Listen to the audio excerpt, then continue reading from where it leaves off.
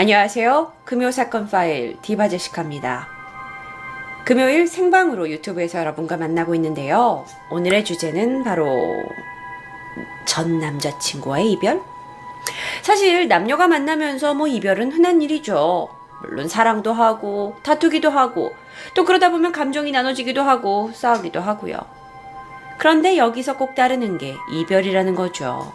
그런데 그렇게 뜨겁게 사랑했다가 이별을 했던 남녀가 차가운 결말로, 끔찍한 결말로 끝나는 경우도 있습니다.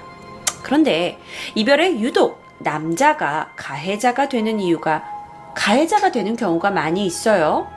그건 왜 그럴까요? 남자들이 신체적으로 여성들보다 힘이 세서?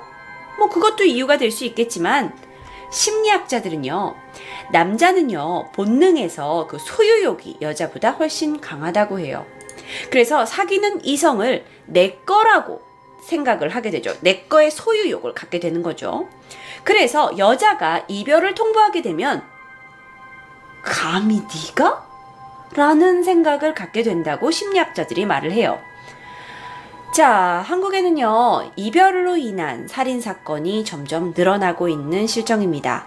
정말 요즘은 사람을 만나는 게 두려울 정도로 끔찍한 사건들이 벌어지고 있는데요. 첫 번째 사건부터 얘기해 드릴게요. 2015년 5월 18일이었습니다. 충북 제천의 한 야산에서 여성의 시신이 발견됐어요. 바로 이런 형태로요.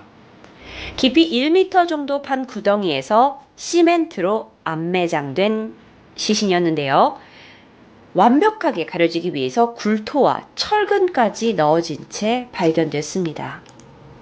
시신은 부검 결과 26살의 김선정 씨로 밝혀졌습니다. 아주 아름다운 외모의 소유자인데요. 왜 그녀가 이렇게 끔찍한 모습으로 발견이 되었을까요? 김선정 씨는요, 중학교 때 미국으로 유학을 갔었대요. 그래서 뉴욕에 있는 명문대를 3년 만에 조기 졸업할 정도로 굉장히 똑똑했다고 해요. 그런데 그녀가 이렇게 생을 참혹하게 마무리할 수밖에 없었을까요? 자, 그녀는 학교를 졸업하고 한국으로 돌아와서 새로운 꿈을 꾸고 있었습니다. 어려운 형편에 부모님이 유학을 도와주셨기 때문에 한국에 와서 이제 자신이 부모님을 또는 또 나머지 형제들을 부양해야 된다는 큰 책임감을 가지고 있었죠. 그래서 이런 부모님의 기대를 저버리지 않고 그녀는 한 대기업에 합격을 했다고 해요. 그래서 취업이 확정되어 있었던 상태였어요. 그래서 그녀는 앞으로 이제 자기가 가족들을 부양할 수 있다는 희망에 가득 차 있었다고 합니다. 이 취업 소식을 부모님께 깜짝 선물로 자랑할 걸로 생각을 하고 있던 그녀가 26살 꽃다운 나이에 차가운 시멘트 속에 갇혀서 생을 마감했습니다. 이 사건을 조사하던 경찰이 유력한 용의자 선상에 그녀의 전 남자친구를 올리게 됩니다. 바로 이 사람인데요. 자, 그녀의 남자친구는 25살, 부산의 한 어학원에서 선생님과 제자 사이로 이 두 사람이 만났다고 합니다. 그래서 서울까지 같이 올라오게 돼서 사실 동거까지 하게 된 아주 깊은 사이였다고 해요. 하지만 데이트 폭력에 시달리던 김성전 씨가 이 두 사람의 이별의 끝을 원했어요. 그리고 우리의 예상대로 남자는 이를 거부했죠. 자, 여자의 이별 통보에 배신감을 느낀 이 씨가 범행을 저질렀을 수도 있어요. 사실 이 정황은 두 사람의 문자를 통해서도 추측이 가능합니다. 문자 내용 보실게요. 만나면 삭제하게 해줄랬더만. 그래, 이제 서로 죽일 악연이 되자. 마지막 기회를 네 발로 찼다. 후회 마라. 이제 연민의 정 따윈 버려줄게. 한때는 굉장히 사랑했었던 남자친구가 보낸 문자라고 하기에는 굉장히 무섭죠. 이 씨는요, 사건 발생 17일 만에 모든 범행을 털어놓습니다. 경찰이 그를 잡으려고 출동했을 때 그는 죄책감 때문이었는지 자해를 하고 있었다고 해요. 사실 그가 그 여관 같은 데서 발견이 됐는데 피를 많이 흘린 상태였다고 해요. 자살 기도를 한 건데 노트북에는요. 자신의 범행이 담긴 사건 일지를 남겨두고 A4 용지 5장 분량이 되는 유서까지 작성해 놓은 것으로 전해졌어요. 그런데 여기서 이 남자가 주장하는 것은 조금 다릅니다. 범죄는 우발적이었다는 거죠. 우발적이었다는 건 계획된 범죄가 아니라고 주장한다는 얘기예요. 그러면서 주장을 하는데 이게 사건의 정황과 전혀 맞지 않아요. 왜냐하면 그는 김선정 씨를 살해하고 나서 김선정 씨의 핸드폰으로 가족과 지인들에게 김선정 씨인 것처럼 하고 안부를 전했어요. 또한 그녀가 합격한 그 대기업에도 문자를 보내서 나는 그 회사에 취업하지 않을 거다. 왜냐? 미국으로 돌아가기로 결정했다라는 문자를 보냈고요. 어버이날에도요. 마치 자기가 김선정인 것처럼 부모님에게 안부 문자를 보낼 정도였어요. 그러니까 범행을 다 저질러 놓고 이런 일들을 한 거죠. 그런데 김선정 씨의 부모님은 이상했어요. 평소에 딸이 굉장히 전화를 잘하는 착한 딸이었는데 전화도 오지 않고 이렇게 문자로만 안부를 물을 딸아이가 아니었거든요.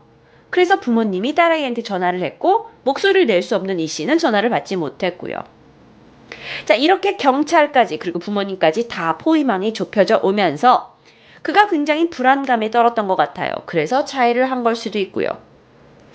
자, 그런데 그의 주장은요. 계속적으로 조금 어긋납니다. 사실 김선정 씨와 이 씨는 아무런 문제 없이 잘 만나고 있었다고 주장하는 거예요. 그런데 여기서 바로 이 증거가 포착이 되죠. 이건 김선정 씨가 이 씨에게 상습적인 데이트 폭행을 당하고 나서 찍은 사진입니다.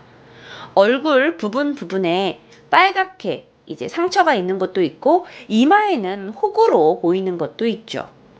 그러니까 사실 김선정 씨는 이 씨와 사귀면서 이런 폭력에 시달리고 있었던 거예요.